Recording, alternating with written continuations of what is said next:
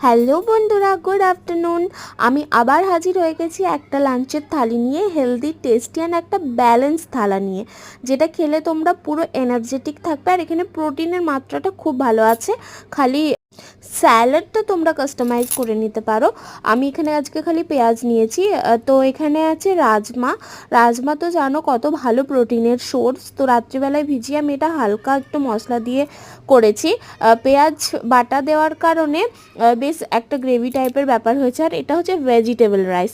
ফ্রিজে যত ভেজিটেবলস ছিল, যেমন গাজর ছিল, আমার কাছে বাঁধাকপি ছিল, একটু ক্যাপসিকাম, মাশরুম, পনির। পনির কেনা না, এটা আমার দুধটা কেটে গেছিলো, তো সেটাই আমি একটু ক্র্যাম্বল করে দিয়েছি। বেশ একটা ডিম ডিম ব্যাপার দেখতে লাগছে।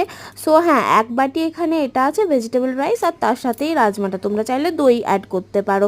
So yeah that's